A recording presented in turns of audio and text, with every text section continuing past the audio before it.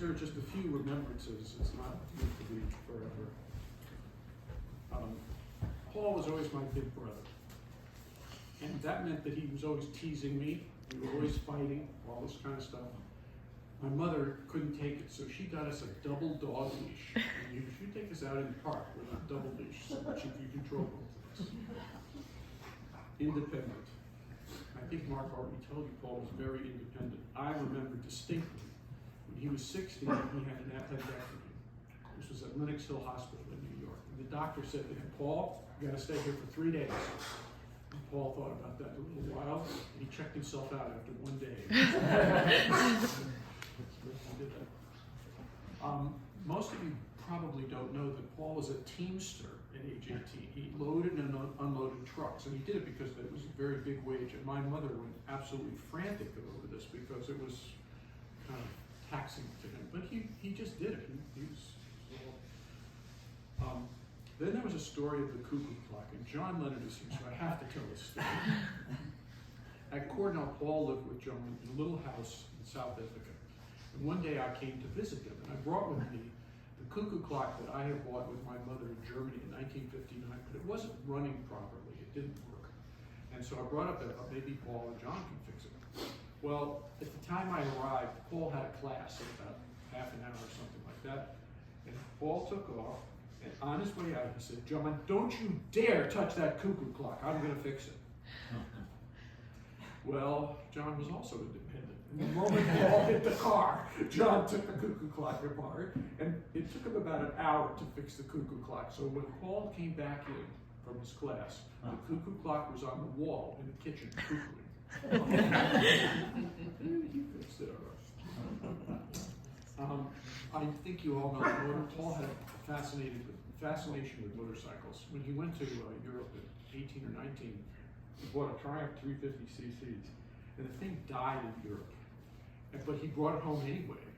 And my mother and I went to get him, and we had this big fat tow rope that he was holding onto, and we were pulling him from the docks in New York City.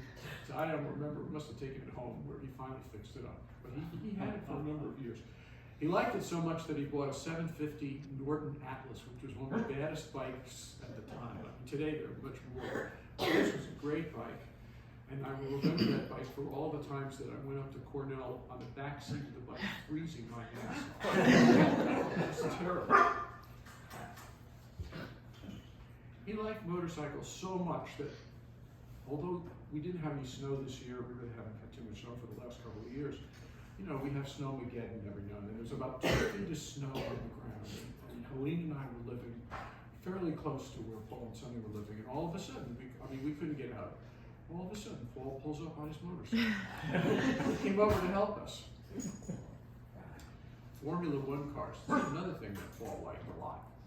And Paul liked it, and I liked it, and John liked it. And we figured, Watkins Glen is right there, about 30 miles away. We want to go watch the Formula One race, but we didn't want to pay for it, right? So we parked the car, and we tried to sneak in through the forest. Well, the motorcycle cops got us. Well, they didn't arrest us, they just made us pay up. So we paid up. We saw it. One of the omnipresent things at Cornell was George Dickman's garage. George Dickman was a guy who basically was the only person in Ithaca who could repair automatic transmissions. Now you have to remember this was 1963, and there weren't a lot of skill sets that could do that. Automatic transmissions were like 20 years old or something like that. And in addition, George could fix anything. I just couldn't believe it. And John and Carlos, who's also here in the back, Carlos Niederhauser and I, were forever at that garage, changing engines in cars and learning how to fix all kinds of things. So it was an integral part of our Cornell education. That's all I can say. When I was 17, I think, I bought a Jaguar XK140. Very nice car, but had a lot of things wrong with it. And I couldn't drive it in New York City because I was only 17, and in New York I had to be 18 to drive in the city. So I gave it to Paul. He took it up to Cornell, drove it around, and fixed all the stuff that was wrong with it. So that's a pretty good thing. From after Cornell, Paul went to Berkeley, California, where he picked up his MA degree, and then he moved to Vermont with Sonny. I'm so glad that Sonny's here. Paul loved animals like my grandfather and my grandmother and my mother. And he had a beautiful black German Shepherd named Keezy. That was named after the author of One Flew Over the Cuckoo's Nest, and Keezy. Keezy was a great dog, and the amazing thing was he would go anywhere with them. Paul had a little 356 Porsche, and the dog would get in the back. He insisted on going with him anywhere. Didn't matter how much she had to scrunch it up. Later, Paul and Sonny were supposed to socialize another great dog named Mason. He was going to be trained as a guide dog, but before you train him, you have to socialize him so they get along with people. And they did all the socialization and turned him over to the Guide Institute or whoever did it. And there was only one problem. Mason failed escalators. And of course in Washington, D.C., if you can't get on the metro and you're blind, you're finished. So anyway, so what happened was the institute that was training him turned him back and said, do you want to keep Mason? And of course they did, for a long life.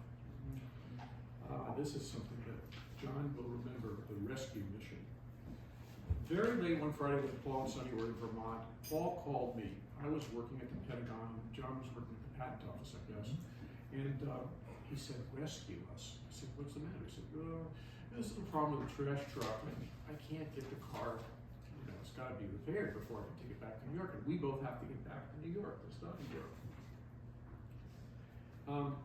And I told Paul, okay, I'll go, but only if John Leonard comes with me, because at the time, I had this straight 8 1953 Pontiac, which I eventually sold to Carlos for $50. This was not a real reliable vehicle, and it was a long way up to Vermont from down here. And anyway, Paul said to us, for your skis, because he was really close to Jay Peak. So John and I put our skis inside the car, from the front seat to the back seat. We didn't have a ski rack for that car. And we proceeded to drive up there. It took us about 12 hours, and we got to the farm that adjoined, because there was no driveway to Paul and Sonny's house. So we stopped, got out of the car, and hiked the last half a mile. We got there, and Paul said, let's ski. So we went back, hiked back another half a mile, went out to Jay Peak, and we skied. When we came back, we parked the car. We went to sleep, got up about 8 o'clock the next morning. The Pontiac wouldn't start. It just wouldn't start. We tried everything we knew, including his neighbor had this 12-volt tractor, and we put the 12-volt battery on the 6-volt Pontiac, and it still wouldn't start.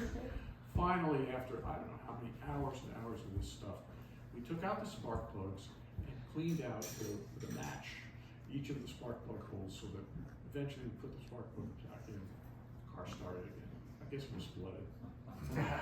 Anyway, so that was we got into the car sometime in the late afternoon, took off, took Sonny and Paul to New York, drove back to Washington.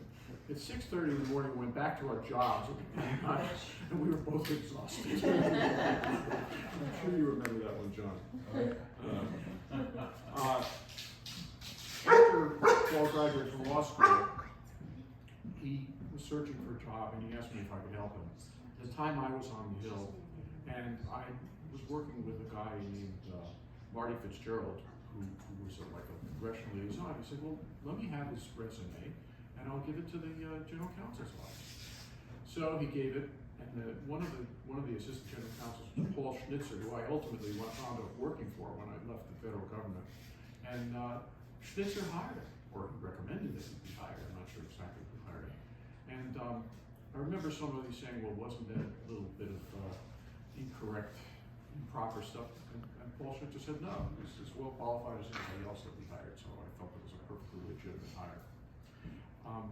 Paul spent over 25 years at the GAO, and Glenn Wolcott and Christina Skluer are here, and thank you very much for coming. In addition, here is Judy Koff, who's another GAO alum. Judy went to see Paul when she met me in the IG's office, and then after a while she came to work for me in the IG's office, so she knew Paul. Mark already told you that he loved to play tennis. Not pickleball, where's not pickleball. He would get Real real tennis. It wasn't there. The latter part of his life, it was there. Paul loved Sonny, he loved Jesse and Mark, and all 5 of his grandkids. He was so devoted to Sonny, they were like a mutual support society. She took care of him in such an amazing fashion. When Paul got sick, and Paul and Sonny were really close friends to Elaine and me. We used to get together once a month, sit down and talk about everything, and have dinner together. It was great. So, in conclusion, Paul was both a role model and a mensch. He was my big brother, a role model, and a great friend. And I will miss him.